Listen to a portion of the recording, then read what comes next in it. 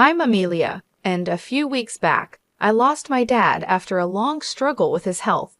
I often catch myself wishing I could have introduced him to his grandchildren, a thought that brings a heavy sigh. 6 years ago, at 35, I got married.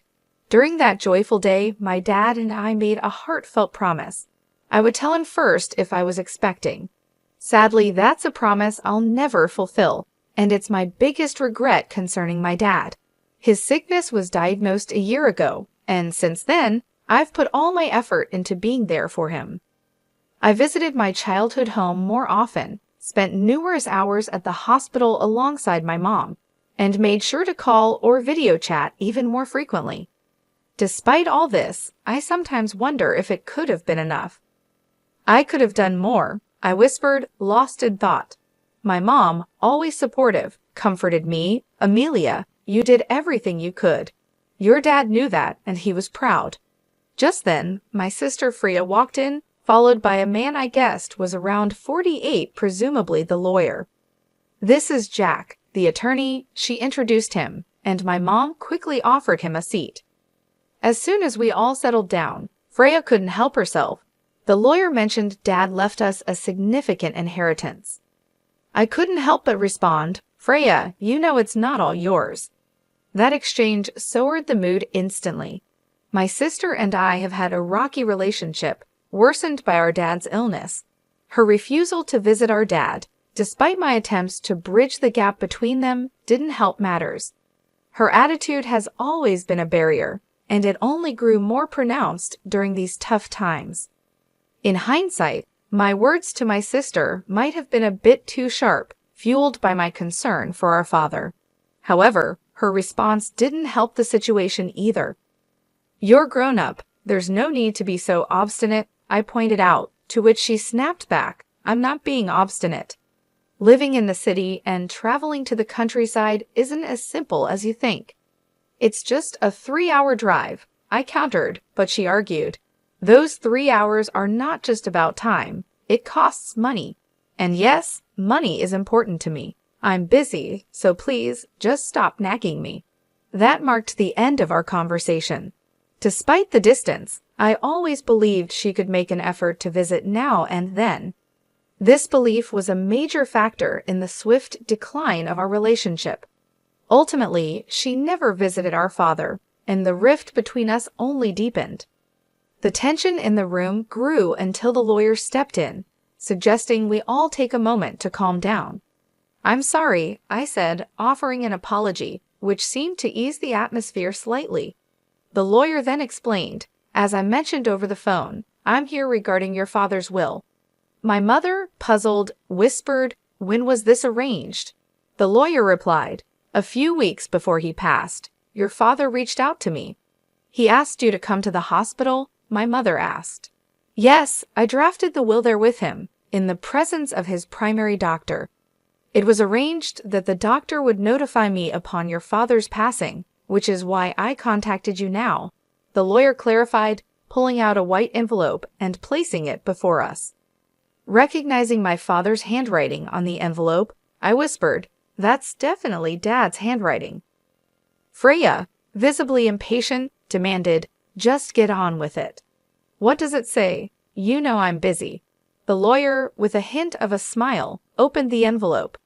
Inside, there was a single piece of paper outlining the inheritance, the house, land, some savings, and a storage shed. We were aware of the house and land, but the mention of a storage shed was new to me. My sister, frustrated, turned to the lawyer. Wait, what about the farm? The farm? The lawyer echoed, a bit surprised. Yes, the farm. Dad used to work on it as a hobby, I explained. Our father had run a successful business in a nearby town, but decided to slow down after turning 52, considering closing the company to spend more time on his hobbies, including the farm. This new mention of the farm added another layer of complexity to our father's legacy and what he left behind. During my high school years, I remember expressing a desire to take things a bit slower in life. My sister, who was attending college at the time, didn't agree with this laid-back approach. However, both my mom and I, concerned about my dad's health, supported the idea. "Don't fret over finances, Freya. We're well prepared with savings," my dad comforted her. With some reluctance, she gave her nod of approval. Following this conversation, my father indeed wound down his business operations and took up farming close to our home. "There's something fulfilling about working with the land," he would say, his face lighting up with joy. Witnessing his happiness reinforced my belief that we had made the right decision, though Freya seemed less convinced. Despite promising to return home post-graduation, she pursued a career close to her university, eventually marrying a CEO of an IT firm she met through her job. That's the backdrop to my father embracing farming until his health declined. Freya insisted the farm be considered part of the inheritance. Upon her insistence, the lawyer re-examined the documents and uncovered that the farm was actually leased land. "Rented?" I thought aloud, mistakenly believing we owned a substantial tract of land. Freya appeared visibly let down by this revelation. The realization that the expansive land my father had used for vegetable farming was leased seemed to ease my initial disappointment. Knowing little about farming ourselves, perhaps it was for the best. The discussion then pivoted to how the inheritance would be divided. "The house and the surrounding land will go to the wife," the lawyer outlined. Freya smirked, perhaps thinking about the remainder of the assets and how they would be split. "The rest, including the savings and the storage shed, should be divided between you three," the lawyer suggested. "Savings? That means cash, right?" "I'll take that," Freya stated, eyeing the liquidity. The total savings amount to approximately $100,000. "This sum is not subject to inheritance tax," the lawyer informed us. "I want the $100,000 in cash," Freya declared with a sense of victory.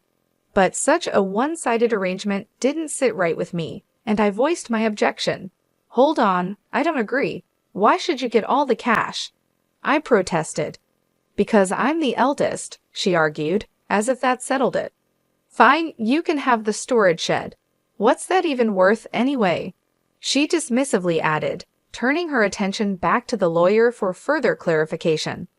"It's the shed adjacent to the farm. Whoever inherits it will own the structure, the land it's on, and anything inside it," the lawyer explained. Suddenly interested, Freya's attitude shifted at the mention of additional land. It struck me as odd married to a successful CEO, yet her appetite for more seemed insatiable. As the lawyer explained the details about the storage shed, he mentioned it came with a small patch of land, roughly 75 square feet, about the size of a cozy bedroom. He then laid out some photographs of the shed for us to see, showing its exterior and interior. The shed looked quite neglected from the outside, and inside it housed only simple gardening tools like hoses, scissors, and shovels, nothing that caught the eye as particularly valuable. My sister made a face of distaste upon seeing the photos. "I don't want this," she declared, scrutinizing the images. They indeed showed nothing more than everyday items, valuable more for their memories than any monetary worth. "Fine, you take the cash. I want nothing to do with that rundown shed," she stated, clearly eager to distance herself from what she saw as an unworthy inheritance. "Hold on, that seems unfair," I protested, realizing the imbalance in the division. My sister had swiftly agreed to take the cash, knowing it was the more valuable asset, leaving me with what she saw as worthless. Her insistence made me feel cornered, especially when my mother mentioned, "As long as Freya doesn't voice any complaints later, I see no issue with this arrangement." Complain? Why would I? Freya quickly agreed to the division, content with securing the cash for herself, leaving me with the shed. I couldn't hide my dissatisfaction, but before I could argue further, Freya dismissed my concerns, accusing me of being overly sentimental. "You care more about our father than money, right?" she challenged, leaving me momentarily lost for words. Indeed, family should be valued over money, but her swift conclusion to the conversation left me feeling unsettled. In the end, my mother inherited the house and land. Freya happily took all of Dad's savings, and I was left with the neglected shed. After agreeing to the division, Freya even signed a document promising not to raise any disputes over how the inheritance was split, laughing confidently as she did so. I couldn't contain my frustration and later expressed my grievances to my mother. "Why didn't you support me?" I asked, feeling let down. My mother insisted she had helped, claiming her intervention had ensured I received the shed. "But I'm not pleased with just the shed," I argued, unable to see its value. "You might discover something unexpectedly wonderful if you give it a chance," my mom suggested optimistically. Despite my frustrations, her words sparked a faint glimmer of hope. Maybe there was more to the shed than met the eye, a thought that left me pondering as I tried to reconcile with the day's events. After receiving the key from the lawyer, I made my way to the shed situated beside the field, a serene 20-minute walk from our house along a rarely trodden rural path. The field, which my father had leased until his recent hospitalization, lay fallow, giving the surroundings an untouched, solemn atmosphere. Unlocking the shed, I was greeted by a thick layer of dust, a testament to its long neglect. "Wow, it's dusty," I remarked, the air heavy with the scent of disuse. Despite the initial disappointment, I held on to the hope that something of my father's keepsake perhaps might be hidden within. As I surveyed the interior, it quickly became apparent that the shed was exactly as it seemed, a simple, utilitarian space filled with the tools of farming. These items, while potentially holding sentimental value, didn't immediately stand out as particularly special. Maybe I should just take what's inside for now, I considered, my eyes scanning the dim, cluttered environment. That's when I sensed something peculiar about the shed's dimensions. It appeared smaller on the inside than it did from the outside, a discrepancy that puzzled me. Could it have been a trick of the light, or was my mind playing tricks on me? Stepping outside for a clearer perspective, I remained intrigued by the anomaly. Driven by curiosity, I decided to explore the shed's exterior, circling to its rear. There, hidden among a dense thicket of trees, I discovered a second door. "Wait, another entrance at the back?" I gasped. The interior wall of the shed had shown no signs of this door. From the inside, it seemed as if there was only one way in or out. This realization hinted at a concealed space, accessible only from this mysterious rear entry. A surge of excitement washed over me. Could this be one of Dad's secrets? He had a penchant for surprises, delighting in the unexpected joys they brought, much like the surprises he planned for my birthdays. Memories of those times brought tears to my eyes as I re-entered the shed, determined to find the key to this hidden door. Sure enough, after a thorough search, I found 3 keys ingeniously hidden within the handle of a shovel. Rushing to the rear door with a hopeful heart, I inserted one of the keys, and with a satisfying click, the door swung open. Inside this cramped, secluded space stood a large safe, solitary and imposing. "Is this from Dad's company?" I wondered aloud, the presence of the safe sparking a whirlwind of questions. What secrets did it hold? Was this my father's way of leaving a final, tangible piece of himself behind? The discovery hinted at layers of my father's life that I had yet to uncover, a personal treasure hunt he had laid out for me to embark upon. I instantly recognized the safe as the one that used to sit in the corner of my father's office, a sight I remembered from my childhood. Embracing it, I was washed over by nostalgia. This safe was a tangible connection to my father, making the inheritance all the more meaningful. Yet, knowing my dad, this discovery felt like just the beginning of his final surprises for me. "There's got to be more," I whispered to myself as I used the second key to unlock the safe. The door creaked open, revealing contents that left me utterly amazed, an unexpected legacy. Realizing the importance of sharing this discovery, I quickly secured the safe and went to inform my mother. Afterward, with my husband's assistance, we transported the safe from my parents' home. It dawned on me that these valuable items, undoubtedly part of my inheritance, might have tax implications. Determined to handle this properly, I decided to seek legal advice.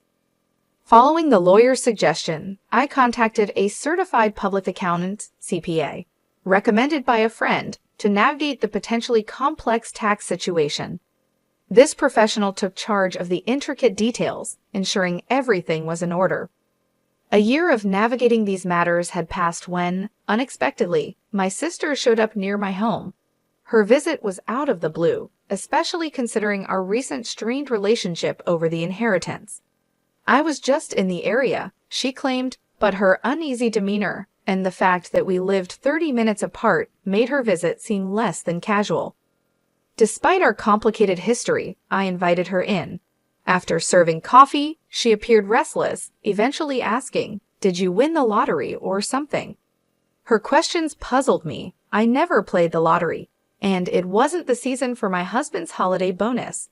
"What are you getting at?" I finally asked, seeking clarity on her bizarre insinuations. Her mood shifted suddenly to irritation. "Are you making fun of me?" she accused. Her reaction puzzled me even further, as her line of questioning seemed completely out of left field. I had no idea what could have prompted such an inquiry, or why she would think I had come into a sudden windfall, apart from the mysterious contents of the safe that only my family knew about.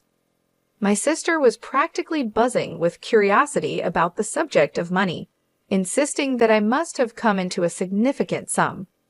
She recounted a recent encounter with our aunt in the city, who unwittingly sparked her curiosity. Our aunt had mentioned receiving a $1,000 gift card from me as a thank you for visiting our father during his illness. This gesture led my sister to speculate wildly that I had stumbled upon some unexpected fortune.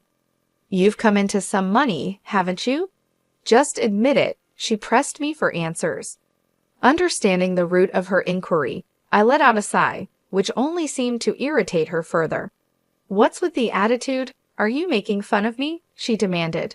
I tried to explain it was simply a gesture of appreciation, which led her to question the source of the funds for such gifts.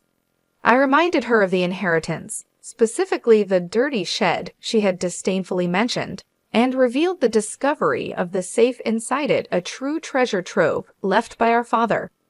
The safe contained a collection of valuable watches, a passion of our father's. Though unsure of their exact worth, it was evident they held considerable value, especially given the modest amount of savings left. This revelation led to a discussion about the potential need for paying inheritance tax, a concern my mother had raised upon learning of the safe's contents. "What should I do, Mom?" I asked, seeking her wisdom. My mother advised handling the matter transparently, suggesting that such secrets have a way of coming to light eventually. Following her counsel, I reached out to the lawyer we had previously consulted, who clarified that the value of inherited items indeed determines the applicable inheritance tax.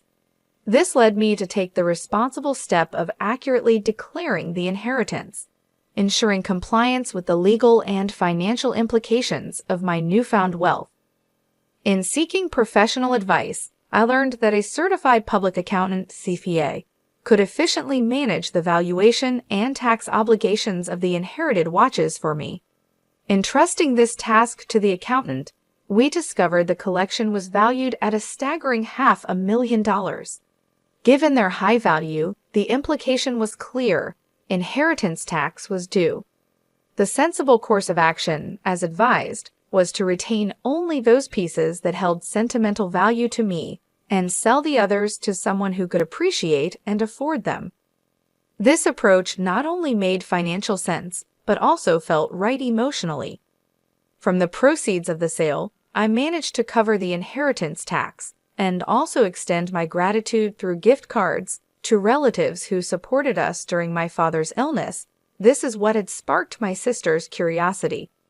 Among the keepsakes I chose to keep was my father's pocket watch, a piece not of great monetary worth, but rich in memories. I shared this story with my sister, showing her the pocket watch, trying to convey its sentimental value.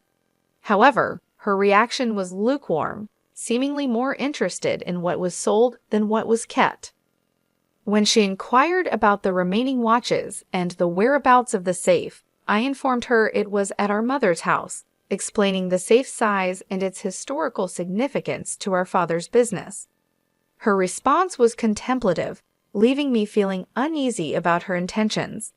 Yet, she departed without further questions, to my relief, though I couldn't shake off a lingering sense of worry. My fears were somewhat confirmed that very night. A distressing call from my mother urged me and my husband to hurry to her house. As we neared, the scene was alarming: red lights flashing in the darkness, police cars stationed outside. Making my way through the gathering crowd, I found my mother and learned of the evening's harrowing events. She had been preparing for bed when unusual noises startled her. It sounded like someone was frantically searching through the house. Believing a burglar had broken in, and with no one else home to help, my mother made a quick decision to escape through a window, a move driven by fear and desperation. The situation she described was unnerving, painting a night filled with panic and uncertainty. Under the veil of night, my mother noticed the eerie glow of a flashlight moving inside the house, confirming her fears of a burglary. In a state of panic, she sought help from our neighbor, who, upon witnessing the suspicious activity, wasted no time in calling the police, convinced a burglar was at large. Yet the supposed intruder was none other than my sister, Freya, who had decided to search the safe after hearing about my inheritance earlier that day. Without any way to identify her intentions, both my mother and the neighbor were understandably alarmed. The situation escalated when the police arrived. Caught off guard and enveloped in guilt, Freya attempted to flee the scene, her actions fueled by a misguided panic. Ironically, her escape efforts led her to collide with the safe's door, causing the unsteady safe to topple over and trap her underneath. This accident led to her being rushed to the hospital with complaints of leg pain, leaving us all in disbelief over her reckless actions. Following this chaos, my mother and I found ourselves apologizing to the responding officers for the misunderstanding. I also felt compelled to inform Freya's husband about the incident, only to discover from him that Freya had been harboring a significant amount of debt due to her extravagant spending on luxury items. Their recent argument had culminated in her storming out, determined to borrow from Mom to settle her financial woes, unbeknownst to us that she had already depleted her inheritance in an attempt to cover her debts. Freya's husband, already on edge from discovering the extent of her financial mismanagement, declared his intention to divorce her upon learning of her latest escapade. This revelation shed light on Freya's desperate actions that night, which had led to a tumultuous scene at the hospital where her husband broached the subject of divorce. The entire ordeal unfolded into a dramatic clash, underscoring the profound consequences of Freya's actions and the turmoil they had wrought upon our family. Freya was adamant, insisting, "I'm not getting a divorce, absolutely not." Yet the reality of her situation became undeniable when her husband presented the divorce papers. Faced with the stark evidence of their fractured relationship, she found herself with no option but to sign them. Now, confined to her hospital bed with a mixture of shock and resignation, she's turning the pages of a part-time job magazine, evidently scheming on ways to tackle her debt through newfound employment. This turn of events, while unfortunate, offered a glimmer of hope that she might finally take responsibility for her actions. In the wake of these tumultuous events, I made a significant decision myself to return to my childhood home. The chaos had certainly stirred a deep concern for my mother's well-being in me, but another, happier reason spurred my decision I discovered I was expecting. After much discussion, my husband and I agreed that moving back would be best, allowing us to lean on my mother's support with our growing family. Though I regret that my father couldn't be part of this joyous news, I find comfort in believing he would have shared in our happiness. As I navigate this new chapter, the anticipation of welcoming a healthy child fills me with a sense of peace and forward-looking optimism despite the recent family strife.